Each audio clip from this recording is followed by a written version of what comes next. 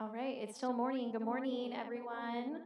Thanks for being here. I know we have my class, we have Dr. Romero's class, and we have some other students as well. So we appreciate you being here to learn more about careers in psychology.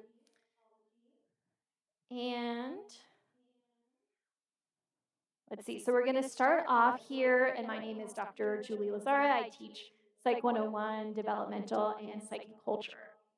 I'm going to start off with a video from our current APA president that explains this initiative. Welcome, welcome to the Engaging Psychology's Future Initiative. My name is Dr. Deborah Kawahara, the 2025 president of the American Psychological Association. We are so excited that you joined this event to talk with psychologists and psychology professionals from your community to hear what they do and their journeys to their current careers. People who study psychology do a variety of things, such as in business as organizational psychologists, media as consultants of shows and movies, the justice system as expert witnesses, and to help the Supreme Court, and artificial intelligence in understanding the algorithms and data being generated.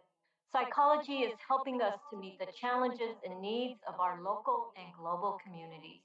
If you are curious about what people do, how they think, and what motivates them, you already demonstrate an interest in the science of psychology.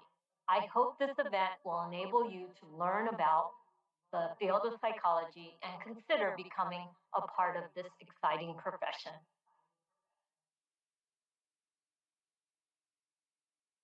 Very lovely as well. So you may have heard of APA, maybe more APA citation, which everyone loves writing an APA citation, but it also is a very important governing body that psychologists adhere to, and that goes from clinical psychologists to teaching psychologists. There's a wide variety. So this is this president's initiative, and this event has been sponsored by the APA. So I think most of you probably know what psychology is, but if not, it's a very diverse scientific discipline with several major branches and subareas that focus on the study of mind and behavior. So if someone says that they're a psychologist, it really doesn't tell you specifically what they do. So you might think like day to day, what do they do for their job? That's what you're going to find out more and how our panelists got to the job that they did and maybe where they went along the way. And I used to think when I was a psych major that like I have to be a psychologist or I have to be a therapist. And that's not the case. You can be, but there's a lot of other areas that you can go into. So it's important to know the variety. And how many of you, raise of hand, how many of you are psych majors? Okay, and how many are, and everyone else, how many are not psych majors? I like to try to convert, oh, don't clap for them, no. Yeah, we will convert you, that's what we like to do. But even if it's the only psych class that you take, you only take one, you come to a presentation, we're still hoping that you can learn something and think more like a psychologist, that you can develop skills that you can use in your job, whatever that may be. That's our goal. And so it can be, and I just had a student recently ask me about, well, what do I major in if I go to law school? And you can choose a lot of different majors, and psychology would be a great one. I think I would hire a lawyer that had a background in psychology. Same thing as a doctor, like a medical doctor, they could have a background in psychology or a number of other degrees. So you do have some flexibility when you go to graduate school to change your major a little bit. And the more schooling you go to, your study gets more and more specific. So you're going to zero in on something that you really like. Or maybe some of you will be a psychologist. And the other really cool thing is we actually have former psychology students, I don't know how many, that are now teaching here, which I think it's a good thing to say. They liked it enough to make it all the way through and then come and work here. So what do psychologists do? They generate and apply psychological science and knowledge across a variety of domains to benefit society and improve lives. We want to help people, And you'll see that word science be really important to our discipline too. We don't like being called a soft science. We are a science. And there's a lot of different ways that you can help people as a psychologist. Here's some different areas so you can kind of look at this and think about if you were going to go into psychology, which area would you be most interested in? And if you take Psycho 1 or even Psych and Culture, you really cover a lot of these different areas. Each chapter, you almost focus in on it. So I think that you can get a sense for, is this the area that I want to go into? And then you can take a class in that later on and go into more detail. So look at the list to think about what might be interesting to you. Yeah, you can do them all. Then we have our lovely, oh, thank you, right on time. Come right next to Scott here. So we have our panelists here today, and they are going to just give you just a quick intro of their name and what they do, and then we'll find out more about them. Hi, everybody. I'm sorry I'm a little late. I'm Dr. Robin Garrett. I'm a neuropsychologist and director of neuropsychology at Banner University Medical Center. And so I work on the epilepsy monitoring unit, which is why I'm late. I had a procedure this morning that I needed to be in, but I also do cognitive testing with patients who have epilepsy, movement disorders, or other neurodegenerative disease, or neurological conditions. I also provide psychotherapy for patients who have non-epileptic seizures.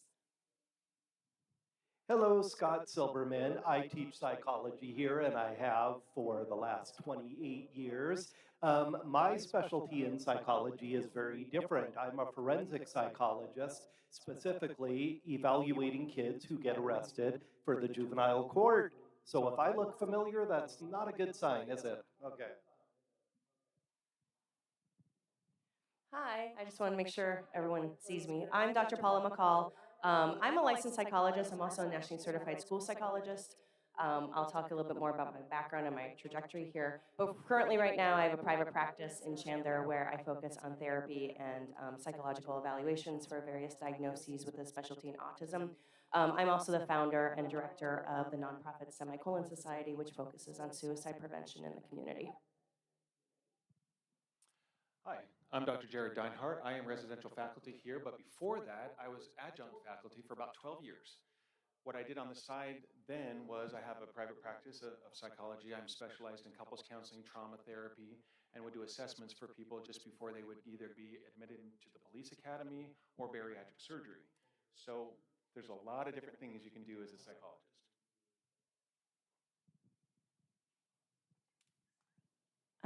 No, we're good. Okay, so all of those sound super interesting. I want all of their jobs somehow. There's not enough time.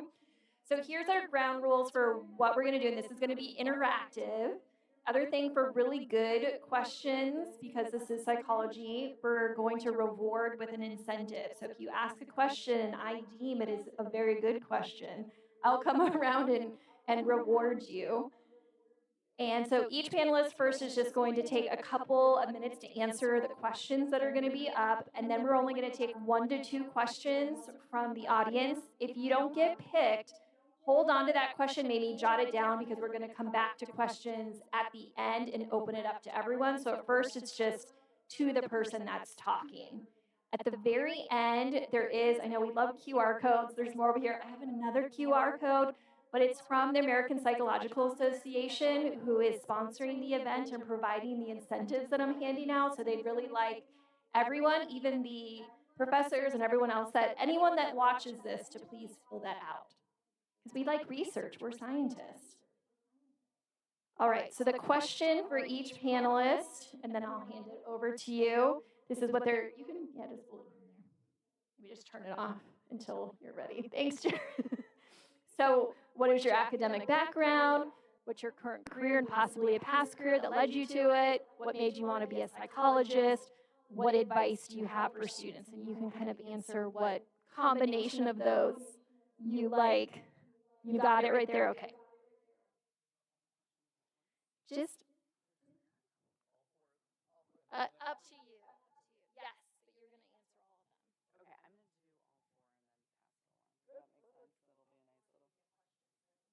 Okay. I hope that works for everybody in here.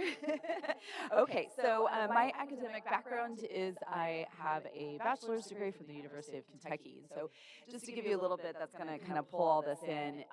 When I actually went in wanting to be an attorney, and I was in pre-law. And I took a psychology course in my undergraduate and fell in love with it. And so then I chose that pathway. My institution allowed for credits for research, and this is going to tie in what advice do I have for students, because when you want to pursue a career in psychology, especially in something like neuropsychology or getting a PhD in either counseling or clinical psychology, a lot of these programs look at your research experience. So I asked one of my psychometrists, what would you like me to share at this event? Because she just graduated with her bachelor's, and she said research. So I said I will absolutely share that advice. So if you can work with somebody who's on a project or find a job in research, that will also help you when if you're considering applying for a doctoral program. Now, I did get a master's degree in forensic psychology, yes. So I worked with sex offenders for doing assessment and psychotherapy for 10 years, but I took about 5 years before I went back to get my doctoral degree in clinical psychology. I have a PsyD, so it was a clinical-oriented program, although I still stayed into research as much as I could, knowing for neuropsychology that was important. So along my doctoral program, I made sure I stayed involved in research along the way, which I had to do on internship, fellowship, and I still do today. So to be a neuropsychologist, number one, I actually went back to, you might appreciate this, I went back to school because I wanted to do clinical evaluations for the courts. And so that's why I went back to get my doctorate. Well, then I realized I'm not really sure why I still want to work with an offender population because I'd been doing it for 10 years. I took a course in neuropsychology and just absolutely fell in love with brain-behavior relationships. So that's how I ended up on my trajectory. I was in a program that didn't have necessarily a neuropsychology track, so I had to take some courses outside of my program that were pre-med. And then I also made sure my practicum placements were in neuropsychological assessment. So then you have internship, and then you have a 2-year fellowship, and I'm now board certified. That is the process you have to take in order to be a board certified clinical neuropsychologist, so a lot of work there. I think I covered all the questions. Did anybody have questions for me that I can answer?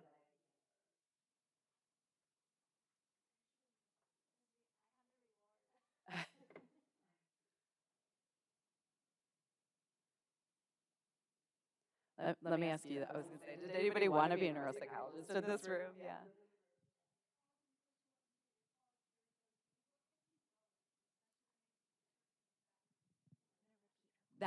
Yes, do it, because that was a great question.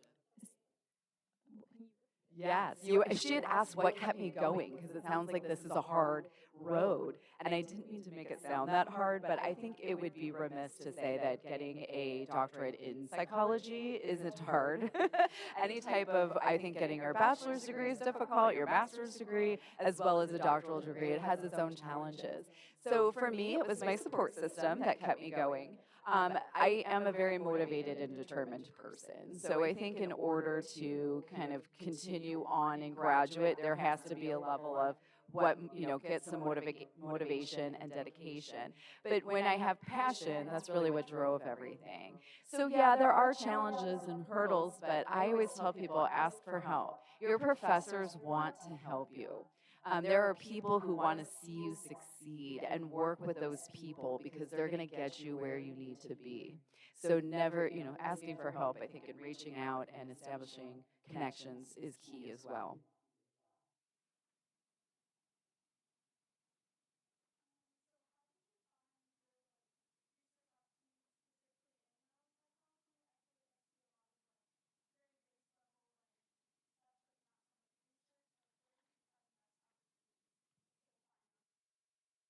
That's a really great question. So the question for everybody was, where did I find research opportunities in neuropsychology? So I think you may have seen you could get some clinical experience in neuropsychology. So with a bachelor's degree, you can do neuropsychological assessment working as a psychometrist. If you want to go in the field of neuropsychology, great idea. My psychometrist that worked with me, who's now in a PhD counseling program, did research with me. So sometimes you may see these psychiatrist positions ask, is there an opportunity to be involved in research? Because sometimes there is. I will tell you that when I was going through school, my research was not always, it was when I was in school, it was in my practicum placement. I had asked for some help and I did a research project and a poster. So a lot of times professors are willing to kind of put you onto a project, or if you have an idea, you can propose it to your professor. I think this will be a good one for you to address too, how they can go about doing that. But yeah, so it's asking, especially at the college level, asking professors for help. And just because it's not in neuropsychology doesn't mean it doesn't count. I think that's the other thing. I do a lot of research with non-epileptic seizure patients, which is therapy and understanding providers' perceptions. So yes, do neuropsychologists probably have a better understanding of non-epileptic seizures? Sure. But it's still, you could find that in the clinical psychology literature.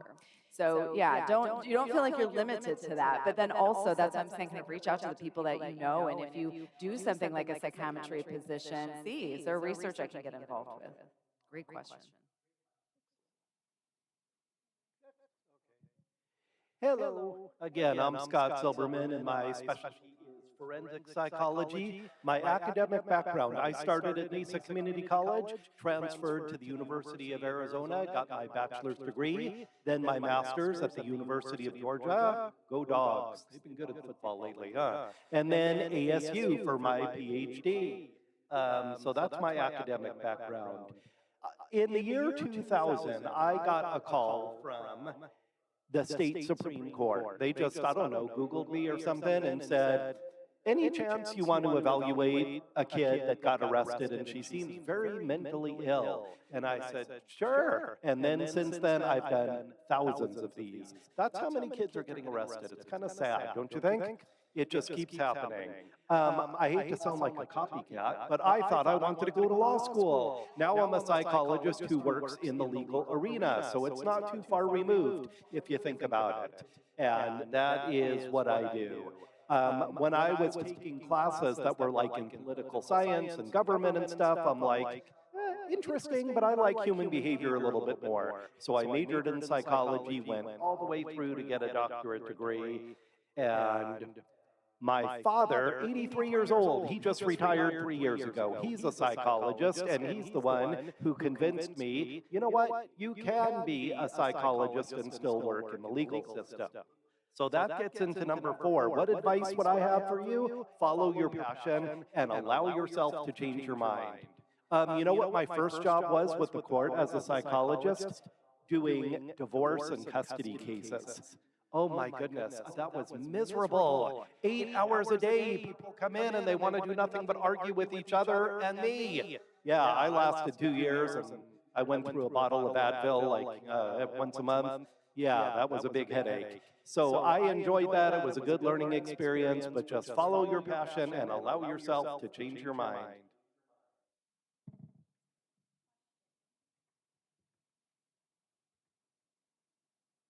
Yeah. Oh, that's a good question. I think when I was in college, yeah, what made you want to do law? I mean, I remember growing up with TV shows like old reruns like Perry Mason and more recently like LA Law, and I'm like, wow, that would be interesting. My son, who's in his 20s now, we once had to go to court, not for him, thank goodness, for a restraining order against somebody who was making threatening comments, and he was intrigued by that. We were in this courtroom, and he was a teenager, and he's like, Dad, how do you become a lawyer? What about a judge? So sometimes you have an experience like that, and it really just resonates with you, and for other people, maybe not so much. What else? One more?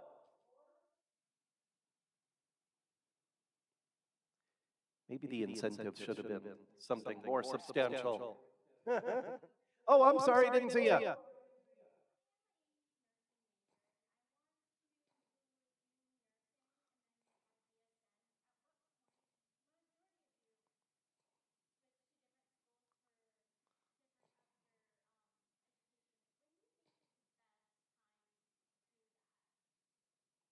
To like switch majors or careers?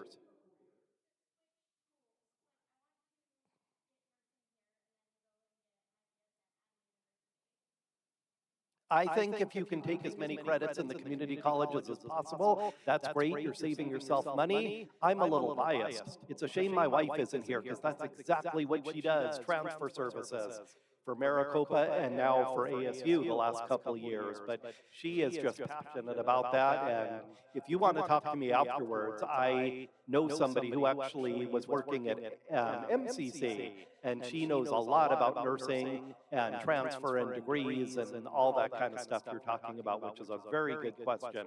You're planning ahead. I think that's so smart. Some people like wait till the last minute, but I admire what you're doing.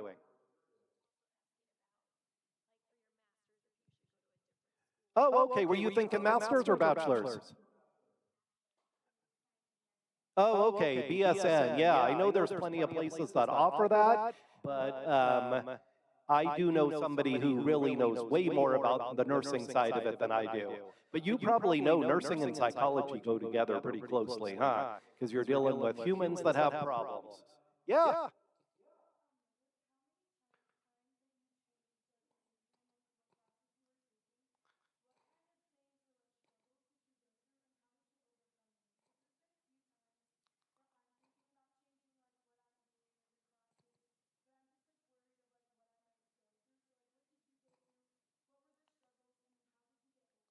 Thank goodness I did it early. Oh, okay. Yeah, the kind of struggles about changing your major, changing your path. Thank goodness I did it early. I have a friend who almost graduated with an engineering degree and then thought, no, I want to do psychology. So he had to like redo so many of the credits that are involved in getting the degree in the first place. English, math, things like that still count, but you know, all those classes you took for your major, the longer you wait, the more of those you have to do. So I guess I was fortunate that I discovered early that I didn't want to do all those government and poli-sci classes like I thought I wanted to do, and did psychology instead. Because they will count as electives most likely, but still, if you're waiting till the end of your senior year, you're going to have a lot of credits to make up, huh? Yeah.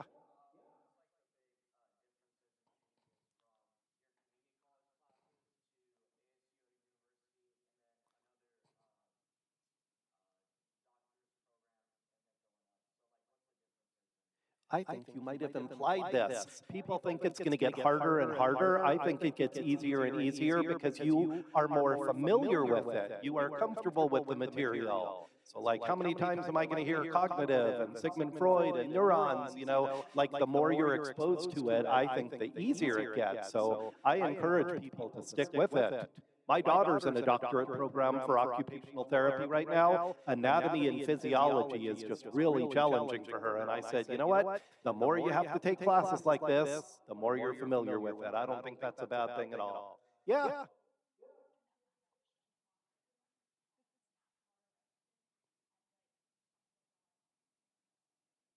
Oh, I would say about half. That's a really smart question. Yeah. How many of them like have a mental disorder? Some of them are just kids who wanted to steal a car or something like that. But yeah, I do deal with a lot of cases of mental illness. I know we're short on time, but one of the most fascinating ones I ever had was a kid with autism who made a fake bomb and brought it to the principal to show him. He got arrested, and he and his mom were like, he's not violent. He just doesn't have the judgment. It's a mental disorder, unfortunately. That sounds like a stigma and a judgment, but that's the kind of thing the judge needed to know. You know, is this person likely to act out in a violent way? So that's what I do for a living when I'm not here on campus. Thank you. And if you have more questions, just hold to the end, and then we'll ask to everyone, but we want to move on to Dr. McCall. Okay. Hi, you guys can hear me? Okay. One thing I want to say, maybe I'm kind of jumping ahead to the advice, don't look at any of your shifts and changes as a negative. You're going to learn from every step along the way, and you're going to have experiences that you didn't even realize you were going to have. One of my biggest things was when I was in my PhD program, I had my first kid, and I was like, oh, I got to take an extra year. I can't believe it's going to take me a whole extra year. That extra year was amazing because I got this whole experience at the state hospital and an adolescent unit that I wouldn't have had otherwise. So just remember that however things shift and change, it's okay. Go with it. You're going to make new connections. So I'm Dr. Paula McCall, and I started out as a special ed teacher. So talk about shifts and changes. I thought I was going to be a special ed teacher for the rest of my life. I was sure of it. And in 5 years, I burned out because it's a tough job. I worked in a self-contained classroom with youth with intellectual disabilities, autism, and other forms of neurodiversity. So when I burned out, I kind of started shifting and changing, and I even got my master's in curriculum instruction, thinking maybe I'd go into administration. And I was like, this is not where I want to go. And so I ended up applying. I just applied to programs. I was like, I'm not sure what I want to do. I think I want to do something with psychology, and I got accepted in the educational psychology program. My PhD is in educational psychology, which a lot of people don't mention. So it's a little bit different in that it focuses in special education world.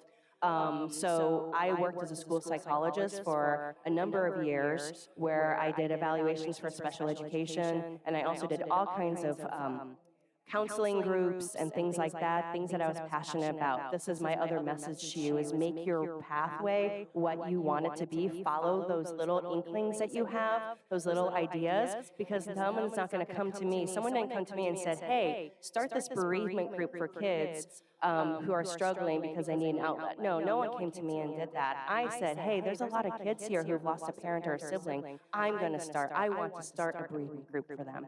And so I did. You have to follow those little pieces. And so from school psychology, I shifted. I decided I wanted to have a little bit more control over the types of evaluations that I was doing. I really wanted to specialize in things like intellectual disabilities, ADHD, autism, a little bit more clinical diagnoses and therapy. And so I opened my own private practice. And it wasn't like, boom, I just switched. I had a few years where I gradually shifted from being a school psychologist into my own private practice. And it took time, and that's where I'm at right now.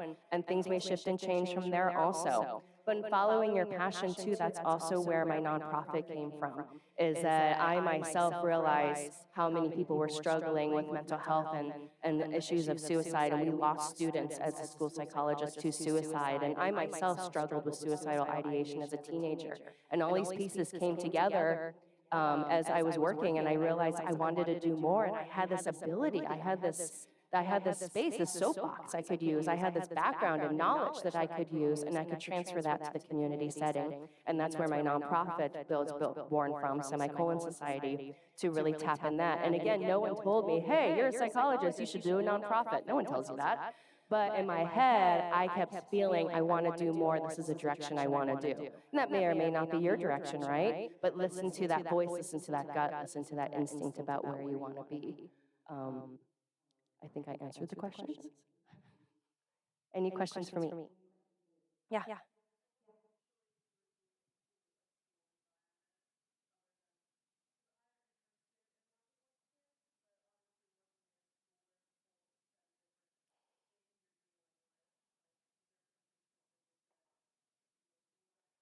So the question is what initially drew me into the school environment. And that's a really good question. I really envisioned myself as a teacher early on. I actually started, my very first job was in Parks and Recreation. I worked at an adaptive recreation after school programming.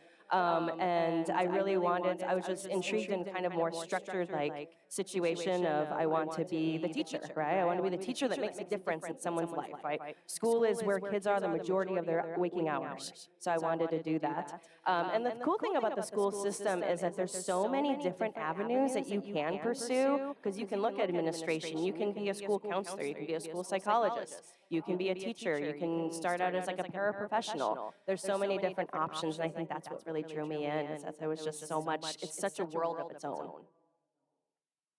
Yeah, in the back.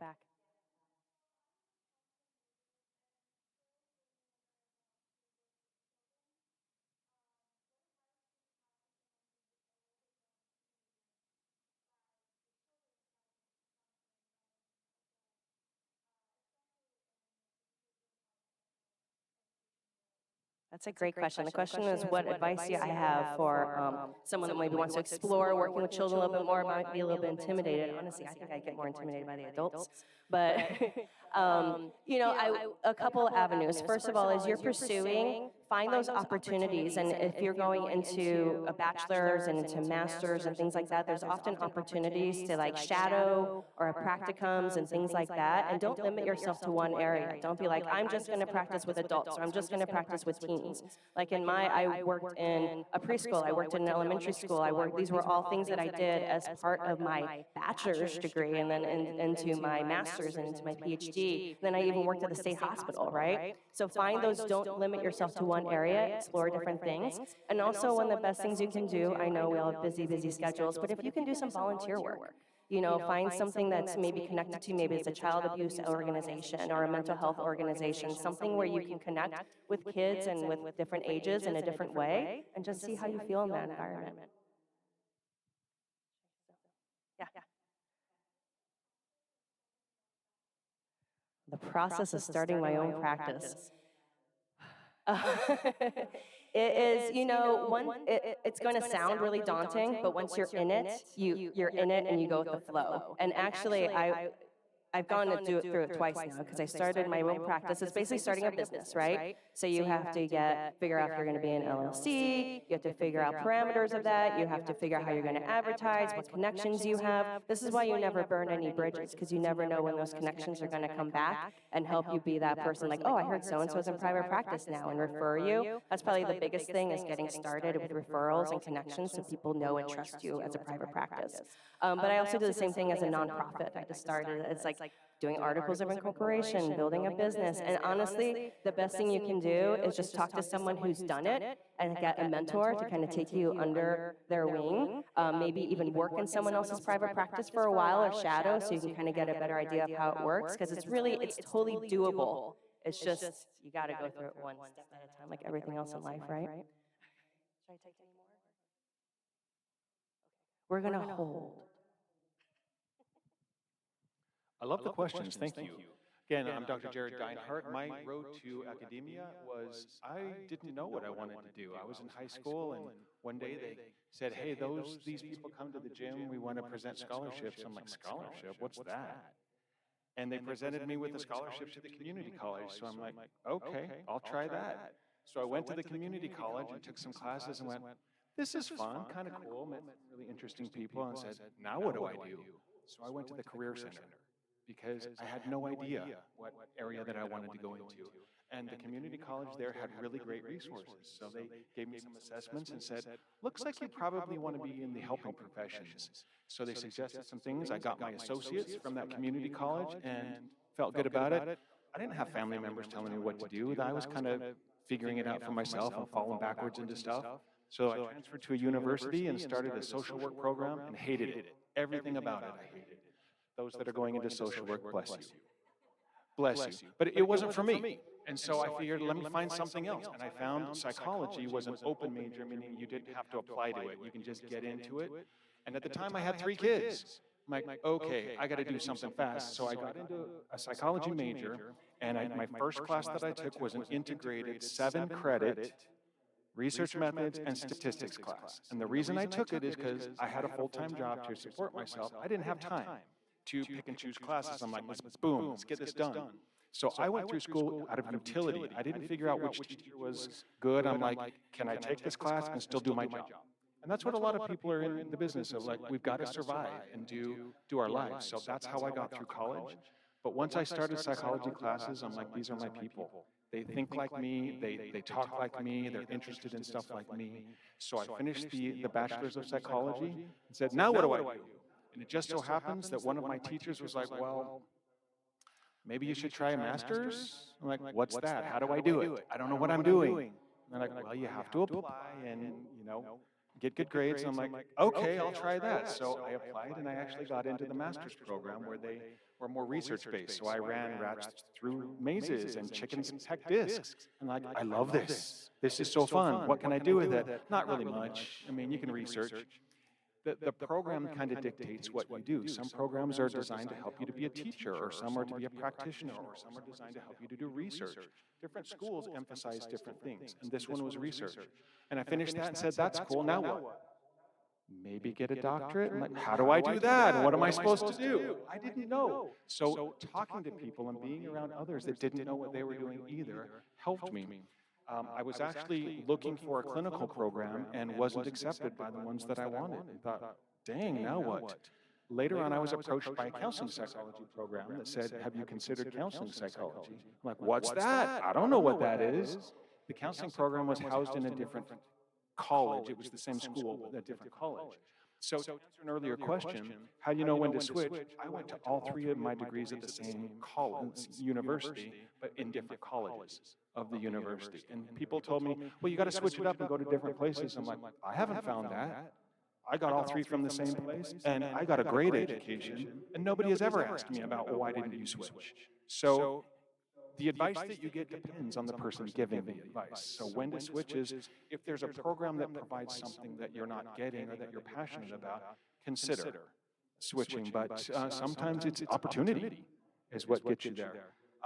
One of the other questions that was asked is, and now I'm a practitioner too, so I learned how to research, I was trained how to teach, but also how to be a practitioner. And so one of the questions was, how do you do that when it's dark? A lot of times people don't go to counseling because they're happy. And talking about depression or suicide or anxiety or relationship problems or abuse can be pretty heavy. And that's one of the things that we're trained to be aware of, but it's have a good support system and kind of get your own work done. A lot of times we think, somebody says, you're a psychologist, so you're analyzing me, right? Right? So have you already analyzed me? And the question is, well, if you're an engineer, are you building things all the time? Do you want to be doing your job all the time? Like sometimes I'm like, no, that's just crazy. I don't know what that is. But you got to take care of yourself. So if you've got concerns, maybe get some therapy or have a trusted person that you go to. You got to take care of yourself and a lot of these things. So what advice I would have for other students is if I can go through the community college, then transfer to a university, and I can make it through it not having any idea how to do this stuff, I can't be the only one. So yes, being involved with people that are passionate, job shadowing, figuring it out. Nobody taught us how to do business. There's no business degree in psychology, so like you learn by doing and being connected with people that maybe have done great things. So I will put a plug in for our career center. We have a field of interest that talks about career and transfer opportunities. Seriously, this community college has a boatload of resources that you don't even realize are there for you. They are unused most of the time. So please, ask us questions, talk to us about our experience. All your teachers, talk to them, because that way you can be like me, like, I don't know, what do I do? And they can give you some extra advice on that. Questions? What do you got?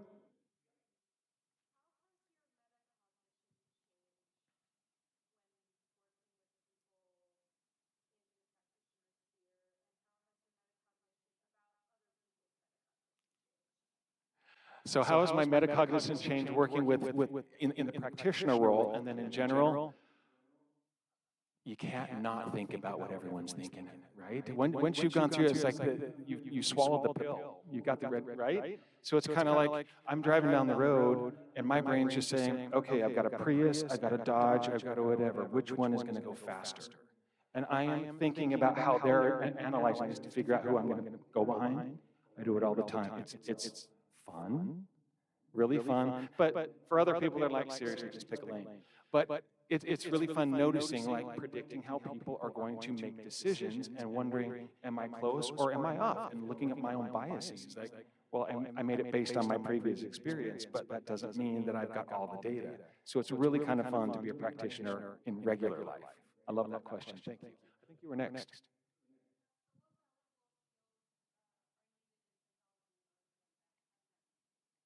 I think it was said perfectly research. I'll also put a plug in for psychology. So we have our 101 class, which is your intro class, but then if you're going to go through psychology, you'll do a statistics class. Remember, I did that combined statistics research. That's our 230 class of statistics, but we also have a research class. And in that class, Dr. Silberman teaches that. You do your own research project with somebody holding your hand and say, let's go through this together.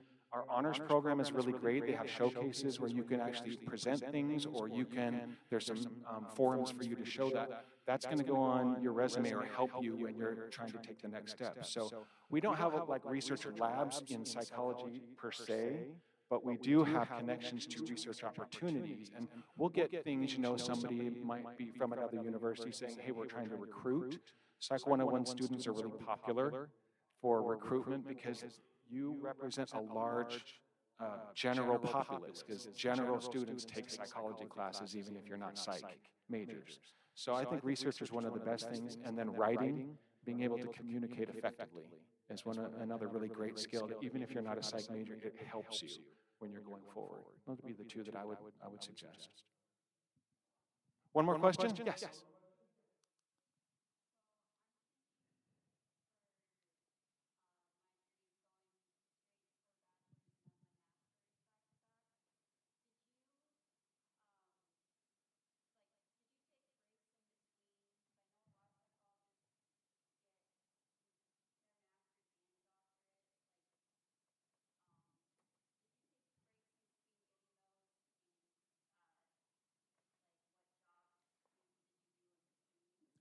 Great question. So did I take a gap year or take breaks in between different degrees? Because to become a doctor of psychology, you got 4 years, depending on, you can do community college and transfer, depending on, and sometimes dual enrollment. So some students come in like 3 to 4 years of a bachelor's, and then you'll do sometimes, I did 3 years of a master's, and then 4 years of a doctorate.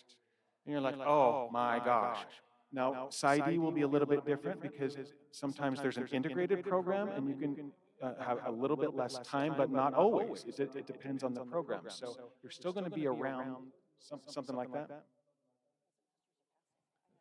So master's there. So there's different options for you. I didn't take a break because I was saying I need something that's going to start earning me money. I was a carpet layer for a living, and it's a great profession. You make great money as a trade, but how many 65-year-old carpet layers do you see? So I figured I've got a limited amount of time before my body's not going to be able to do this. I need another job career that's going to allow me to sustain myself. So I just busted through. The only time that I took a little bit of break is when I wasn't admitted into one program, and I'm like, now what do I do? And I worked for 2 or 3 months without any school until the other program recruited me, essentially, and then I went straight through.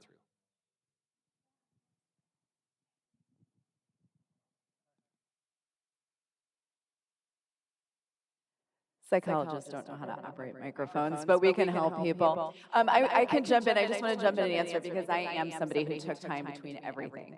So I got my bachelor's degree, and I took time off between my bachelor's and master's, and I'll kind of pull all this in together. So I got my bachelor's degree at University of Kentucky, and then I worked 2 years at a spouse abuse center. So I worked with domestic violence victims, and trust me, I was not getting paid well, but great experience. I did that for 2 years, and then I applied for a master's program at the University of Denver in forensic psychology. And then I went there for 2 years, got my degree, and I worked for a long time before I went back. So I worked as a licensed professional counselor. So once you have your master's degree, you can work towards your licensing hours, and you can be a professional counselor. So you're still doing counseling in the counseling field. Then I took about 5 years, and I went back to get my doctorate. Was it worth it? 100%, because I felt really well prepared when I entered my master's program and when I entered my doctoral program. And in a PsyD program, you start working in therapy with patients that first year. I was not scared like all my other cohort was, because I had all my work with sex offenders. So there's a lot of jobs that you can do in between, and you can take your time to get where you're going. I was just going to add a little bit of a unique thing in the pathway I took, because, I mean, obviously I started as a teacher, so, like that was a whole pathway. School psychologists don't have to have a doctoral. School psychologist is a unique job position where they are not licensed by the Board of Psychologist Examiners, which requires a doctorate. They're actually certified through the state of Arizona Education Department. So a unique thing about that is that you can work as a school psychologist, you can get a master, you can get an ed specialist degree, which is a little bit after a master's, but it's not a full PhD, or you can work your way along in a doctoral program. So in my situation, I was able to be certified as a school psychologist before I was even done with my doctorate, because I met the Arizona certification requirements. So I was able, so it's one of the things that you have to do is usually some postdoc time and supervision in order for your license, as a psychologist and everything. One of the unique things in the pathway that I took is that I was already full-time employed, full salary, benefits, everything, as a school psychologist being able to get my supervision and all my postdoc stuff after so that I could still get licensed. So it's just an interesting kind of piece there because school psychologists don't have to have a doctorate degree. But that can also be a great route to having that full-time job. Very interesting. All one theme that I noticed, maybe you all noticed this as well. These are all, well, one thing. These are all lovely, highly intelligent, successful people here that volunteer their time to come and talk to you, which is pretty amazing. And all of them had roadblocks. All of them said that they did something that they didn't like. So that's okay to get, that's how you find out what you like. You have to have some trial and error. You have to go out there and start working in the field to know. I know for me, I waited tables a long time through, and you do get to know about people waiting tables, but at some point I was like, I need to get, I don't want to say a real job, but I wanted to get something in the field to try to figure out this is what I want to do, this is what I don't want to do. So while that's paying the bills, you still need to have those other experiences as well. And you can see that they all took different paths. Probably none of them thought that they would be here today, right? And I think in looking backwards, you can see where all the dots connect. Sometimes when you're on the path, you're like, I don't know, where am I going? And then you start to see, oh, I did this. That led me to this. That led me to this. So don't give up hope for sure. Okay, we still have time for more questions. I have a few more incentives to give away. And but we're here until 12:40, so we have about 25 minutes. And then you may be able to come and just chat with them afterwards too before they have to scurry away. But additional questions. And then when you're asking the question, just let us know if you're asking a particular panelist or if you want everyone to answer. So questions from the floor.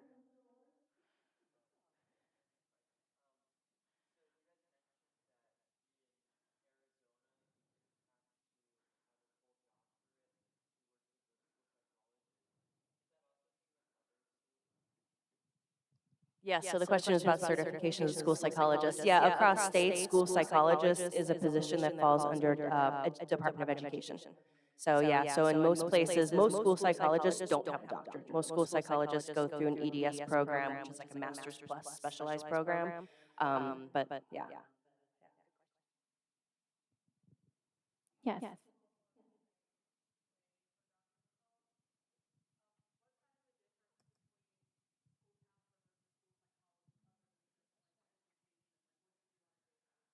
That's a good question. Difference between a school counselor and a school psychologist. So a school counselor is a different program, right? And so a school counselor kind of depends on what grade level you're at. So you have school counselors in like elementary and middle school tend to be like your counselor, what you think of as a counselor, like kind of your go-to person who supports students like mental health. They might do things like 504 plans and things like that, just kind of day-to-day helping out students in different areas, and that can look a lot of different ways.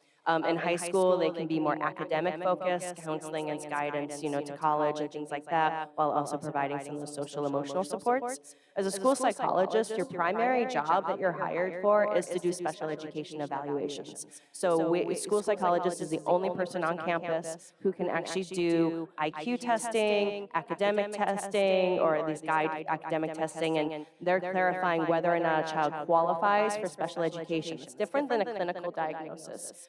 Special education has its own level of its own categories of eligibility. So that's your primary job. So that's where it gets tricky because people hire you for that, but you can do a lot of other things because you have a lot of other skills. So you can also be doing therapy. You can also be doing group work. You can also be doing consultations. I was going into classrooms and doing suicide prevention trainings and things like that. But a lot of that takes sometimes more advocacy because sometimes people only see the school psychologist as the special education evaluator. Yes.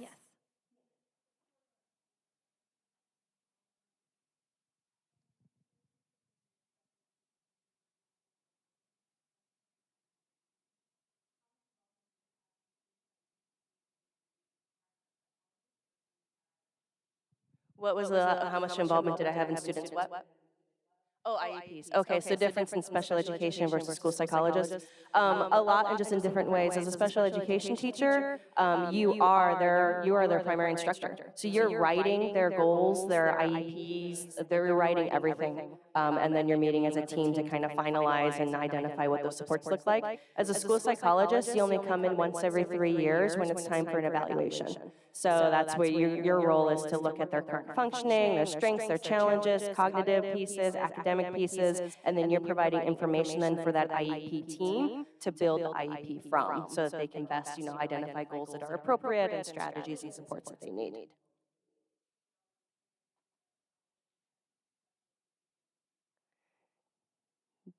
As a school psychologist, you come up with your evaluation that's largely dictated based on the district that you work in. So some districts are like, these are the tests that you do, this is what you do, and other districts are like, this is, so it kind of depends. The thing about special education is that everything is always team-based too. You're never the one person making a decision. So you are not deciding the assessment process. Your team is deciding together with the parents, with the student, with the teachers, with the administration, what tests are we going to do, how are we going to do, what are they eligible for, what do they need. So it's very different in that place, is that you're always working with a team. Yes.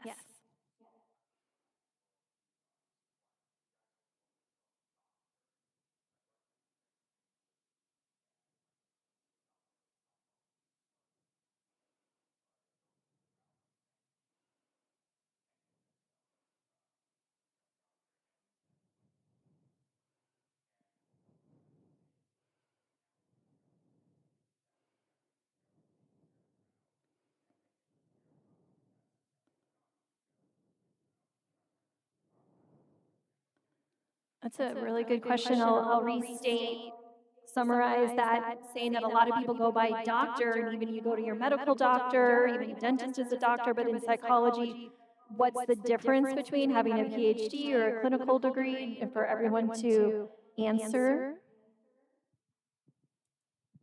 I'll start. I have a PsyD, so I can talk about the difference. PsyD programs are more clinically focused programs. So not as much heavy emphasis on research, which you'll find in a PhD program. To me, and I would like to think that others would feel the same way, that they're equivalent. So it's not that one's better than the other. Same thing with MD and DO.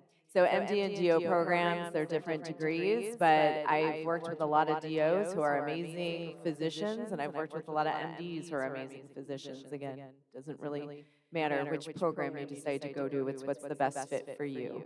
For me, I chose the PsyD program, one, because I went to the University of Denver for my master's, and then I also went back there for my PsyD. So speaking of staying within the same school, different programs, so that's what I did, and I chose that just because I knew I wanted to be in the clinical field. So I was more clinically driven versus research driven. So if your passion is more research, you may find a PhD program, or it depends. If you want to go into academia, PhD program is probably going to be a better way to go. I'll let the other panelists agree or disagree with me on that. Did I answer all aspects of that question, or I'm missing something? Oh, what personality? Okay, good, because I think that's a hard question to answer.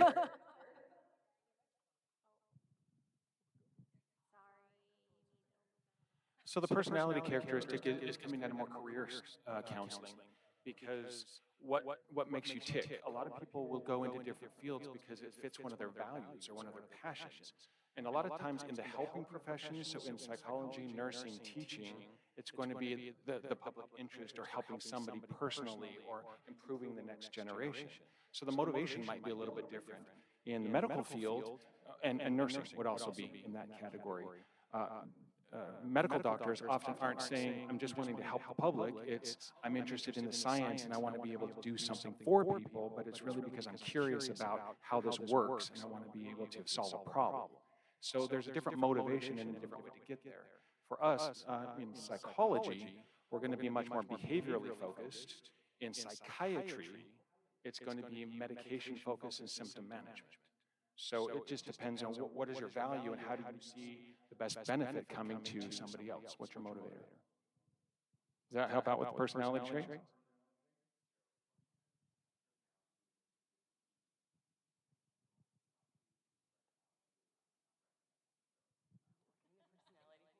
which kind of personality is not suited for psychology, or is, well, and again, because we can be, you can be a scholar psychologist, you can be an educator, you can be a researcher, you can be a clinician, you can be an advocate, and you'll notice that almost all of those need some level of people skills, and that's why psychology as a major is so great, is because it's about critical thinking, about communication skills, working through things, and all of them can do that. But I would say, in the clinical side, it's hard to teach empathy, right? Some people kind of are empathetic and maybe need to rein it in a little bit, but people that don't have it to start with, it's a little bit harder on that one. So if you're going to be on the clinician side, you might want to consider your personality. Like, do I really, can I be with people and be with people, or does that bug me, or does it just drive me crazy? And I would just add to that, I would say don't go into any path just because someone else told you you should. Go into a path because you have a drive or a passion or something that's some inkling that's pushing you there. And I'll tell you, as psychologists, as therapists, some of the best psychologists and therapists out there are people who have gone through some really tough things and have channeled some of those things into direction moving forward. So also don't fall into that assumption that, well, I struggle with mental health, so I can't be a psychologist. No, absolutely. Be a psychologist, follow that path, use those experiences. That's what does build empathy and awareness and understanding. It's not about telling other people, everything your whole life story. It's about just coming from a place and a position where you can recognize and be with people. So go by what your drive is.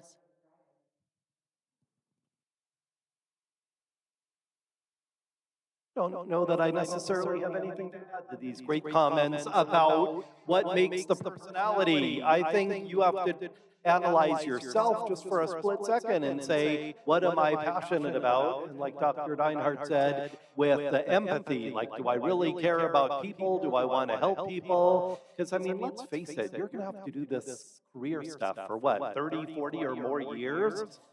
How depressing is that if you're doing a job that you don't like? You got to find something that you're passionate about and that you want to do, and that you wake up in the morning and you look forward to doing that job. That's what I would have to say on that.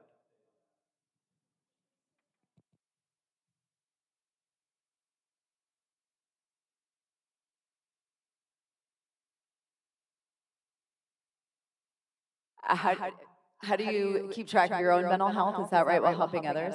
I love this question, and I could probably talk about it for hours, as I'm sure the other panelists can, because it is critical to address your own mental health. I know the program I was in, it was required that you went to psychotherapy. And quite honestly, I think that's really important. So if you're going to be doing therapy with other people, it's important to know what it's like to be on the other side.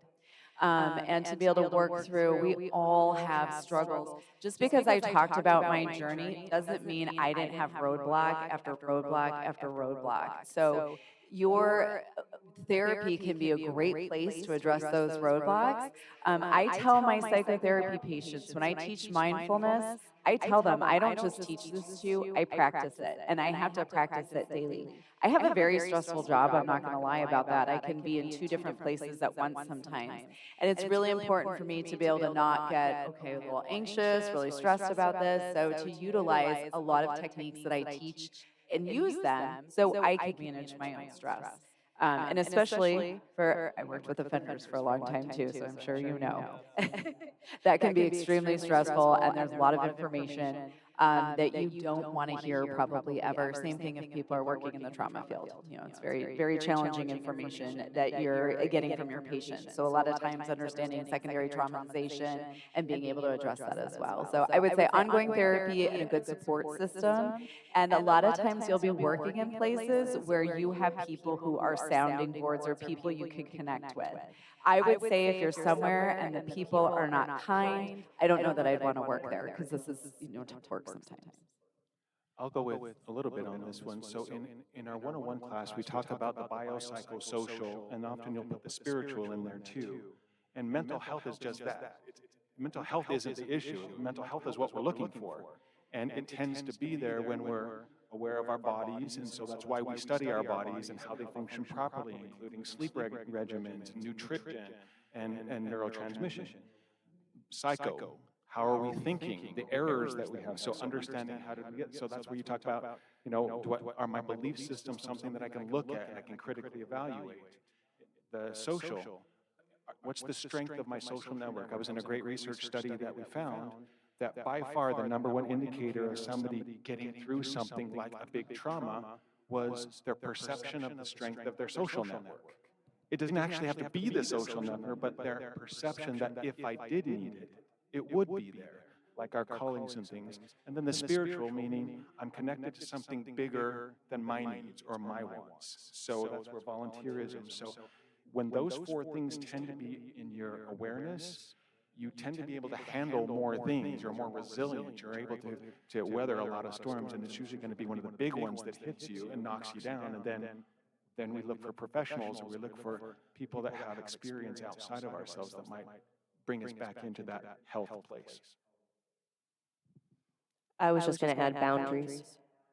Recognize your boundaries, follow your boundaries, stick to them. Even now in craziness of college world, find your boundaries, right? If you say, I'm done at 9 o'clock tonight because I need a down night, be done at 9 o'clock at night and be, I'm not going to check my email after this point. They're going to shift and change. Your boundaries are going to shift and change. But find your boundaries, make them for yourself, and value your time that you need in whatever way that looks.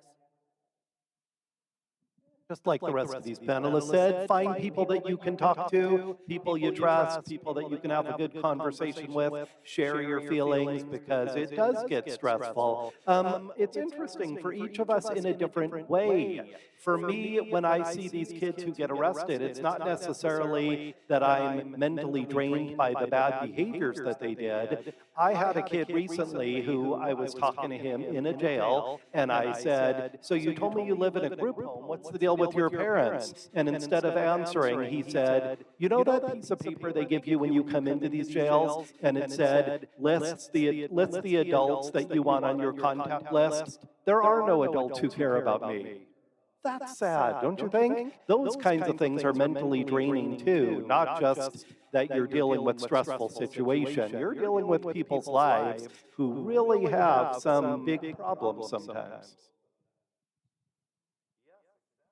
We can take a couple more questions and then you can come. I love all the questions. I'm so happy about this. And don't we have a beautiful field? I'm going to put this up just if you're not asking a question, you can start doing this survey that's important for APA, but question up here in the front I saw.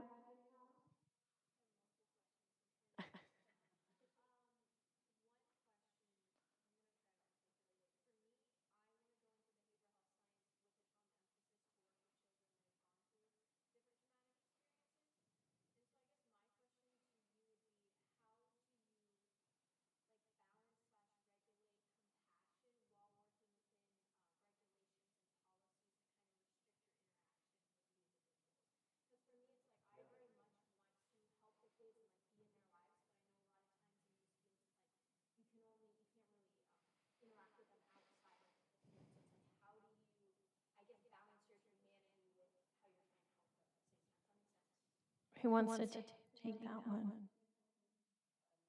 Okay, and then Okay, repeat, summarize. It's kind of talking about like boundaries, right? The things that you can only do so much within your role, especially with children and working with children and their backgrounds, and you get such a heart for that space, right? And I think that some of that comes with having good mentors who you can talk through some of those situations with, because you're right, like I can't have a therapy session and then drive the kid home because their parents didn't show up, right? I can't check in on them tomorrow and just be like, hey, what's going on? Like there is certain limits. But you have to, you can work within that space that you have, and I really view the role as one of empowerment. And empowerment is not about me taking control, it's about giving the power to the people who I have the ability to work with. So working with kids, on what their plans are and what their strategies are, and building those plans and things like that. And it's like, that you let them be empowered. Working with their parents, if you're able to, on empowering them on how to respond and what to do in these situations. So it's something you just kind of evolves over time, and it's not easy. It's certainly not easy, but having really good mentors with that is a really good space. I'd do a little add to that. One of the best things that you can give is a good model. And in psychology, we're not trying to be so distant. but it is those boundaries and the clarity on what is my role and what is not my role.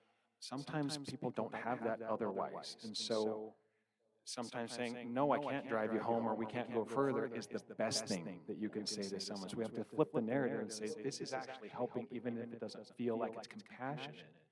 And, you know, in your case, it's like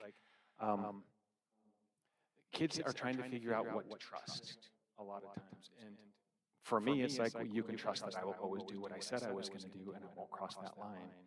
That's something to hold on to and have an adult that you can say, I get them. I know I can count on them for very specific things. Last thing that I would say on that is anything is better than zero. You might think you're not doing something, but I can't tell you how many times I've had an interaction with someone and they'll say, what you did helped me so much. And I'll be thinking, oh yeah, that really cool statement, or that I tied that together. And they'll say, it was this thing. And I'm like, I don't even remember saying that.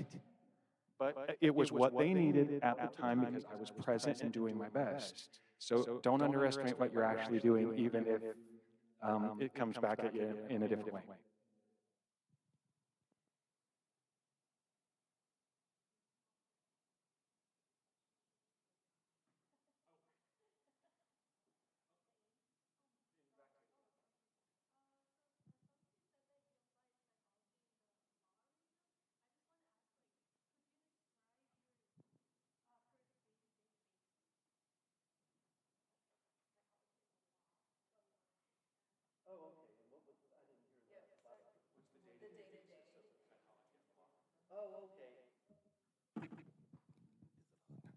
It depends on what aspect of the law you're doing. I really like what I do for the juvenile court. One, I like working with kids, but two, the flexibility. As long as they're opening for, visiting hours or professional consultation or whatever, sometimes I go see kids at their group homes or at their schools or whatever, so I like the flexibility. But you asked about the day-to-day. I meet with a kid for about 2 hours. I interview as many people as possible after the fact, and then I grade all their psych tests and type up the report. So it's called one and done. You meet with the kid, you get the report in, and you're done. And then sometimes you see the same kid over again, but that's very different than someone who's full-time in a correctional institution. By the way, I used to do that. Anybody know where Celebrity Theater is in Phoenix? Concerts and stuff like that? The building next to it is veterans now. It didn't used to be. It used to be a women's prison, and I worked there for 2 years. And that was so different. Not anything like what I just told you. There were, such different things, crisis intervention and stuff like that. So it really depends on what type of setting you're working in. I can just add a little bit with counseling. So one, also, I just want to add, you can get a master's and stop there. So just so everybody knows, just because we have our doctoral degrees doesn't mean that's what you have to do to be a psychologist. So I worked as a master's level clinician for a long time, and I worked with sex offenders. So I had individual therapy, which was about an hour, and then group therapy, which was an hour and a half. But I was in Colorado, and so it's very containment focused. So we also had community supervision, and a lot of times I'd work with the community supervision officer. Sometimes I'd go do home visits with him just to see, what my people were doing and if they were behaving. And then I also did psychosexual evaluations for the court, so that's more the one and done. So I would go into the jail, or I mainly went to the jail because these were people waiting sentencing, but sometimes they were out and they would come see me in the office. And I would do the same thing, do an interview. I wouldn't talk to everybody, just basically the offender, read the reports, and then do some cognitive assessments, psychological assessment, write up the report, and that would go to the court. There's lots to do in psychology and the law, too. There's police psychology, where people work with the police department, so there's a lot to do.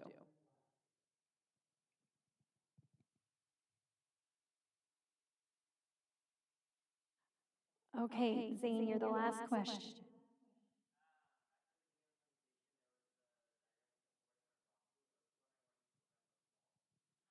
I'll put that slide up. Okay. This one? Okay, so just quick answer, and then we'll wrap up where you are in the box. Definitely for me, the yellow, forensic legal. For me, I'm the red, the biological neuroscience. Blue, clinical counseling and then teaching in there. I think I'm a rainbow. I have the community aspect of the nonprofit, school educational, and then also clinical. So. That's a good question. Okay, just housekeeping.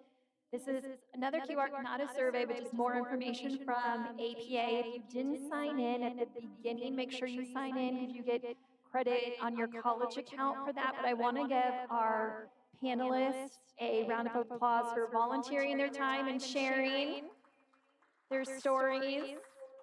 And really, you all are great. Like, those are some good questions. I don't know if the incentives help, but those were really great questions. So if you have any more, you can come and talk to them for a little bit. You can also ask your psychology professors if you have additional questions, but thank you for being here today. We appreciate it.